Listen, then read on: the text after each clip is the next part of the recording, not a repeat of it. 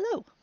So this is about Kevin Can F Himself, Season 1, Episode 5, and the reviews from the point of view of a person in Worcester who is looking at this, which is supposed to be set in Worcester, but instead all the scenes and everything else takes place far from Worcester. The house in particular is on Nason Street in Brockton, but other scenes are set even further out east, nowhere near Worcester and all the locations that make Worcester quite a lovely location. But first, I want to start with something which has to do with the previous episode coming into this current episode. So, in the previous episode, the two female characters, Allison and Patti, went 4 hours north up into the northern reaches of Vermont, and then, apparently, according to the story, went another 2 hours in some random direction, trying to still find the oxy, and then eventually made their way back home again, back to Worcester. And this was all in one long day. So they left in the middle of the day or maybe, early afternoon or something. And they got back after dark. So it was one long, drawn out day of driving where they returned home. So let's take a look at the footage from when they left home. So here they are leaving their house, which is supposedly in Worcester, but not really in Worcester. It's in Brockton. And the two of them are leaving their side-by-side houses and coming out to their cars. And you can see that it is a nice autumn day. The trees are orange. The trees still have lots of leaves on them. It's a mild day. They've got their jackets open. So it's a pretty typical autumn day for them.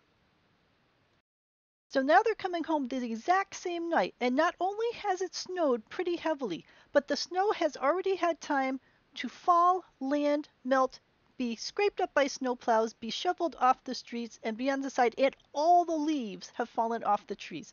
This is just craziness. Now, I know we have some wild weather in New England, and Worcester in particular, but this is not how snow happens. It does not fall, get shoveled up, evaporate, and then get turned into little snow piles in the course of a single day. So clearly some witchcraft has gone on here. All right, so now let's take a look at where Hingham is located in Massachusetts. Hingham is way over on the Atlantic Ocean, and it's south and east of Boston, which is quite a feat. And you can see that it's over an hour away from Worcester. It's a completely different kind of group of people in different kinds of architecture over there and all those other kinds of things. So why are we talking about Hingham? It's because in this scene where we have Allison buying makeup from the makeup shop, she comes out and we're finally able to see some distinguishing features around it, including that church in the background, which is really the key thing, because there aren't that many churches in Massachusetts that have a side steeple like that. So it took some digging, but I was able to track down where that church was, and once I found the church, I was able to find which angle of the street had the matching shops with the right awnings and even the same planters and everything else.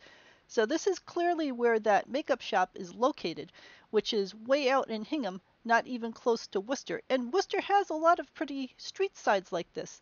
So they could have easily used something in Worcester instead of having to go way out to Hingham to find something that was related to this. And I don't understand still why they didn't do some of these scenes in the Worcester area.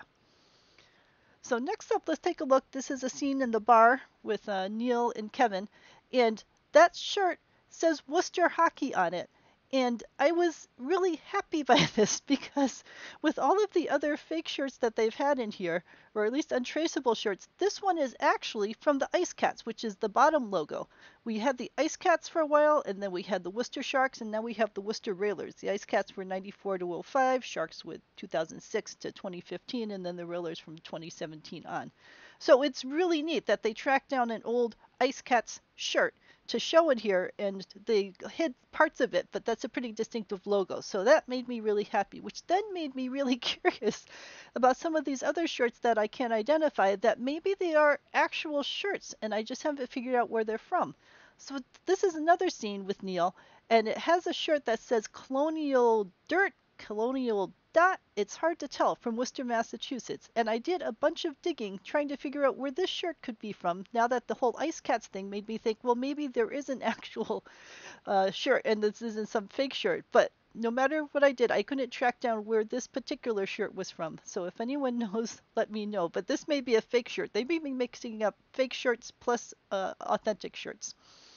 And then just because they had a diner scene in here, I want to say again, Worcester has amazing diners. This is footage that I took just a couple days ago at Ralph's Diner, the Chadwick Square Diner. It is a historic, beautiful diner and a historic firehouse behind it. So even if they wanted the whole diner plus firehouse, or not diner plus firehouse, but diner plus larger restaurant kind of vibe to it, they could have used something like this. And even if they wanted it to be hip, there's a bunch of diners that are in really nice shape.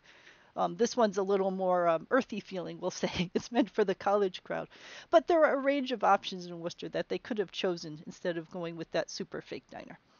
So, anyway, those are my thoughts on episode 5. Let me know if you have any questions or comments.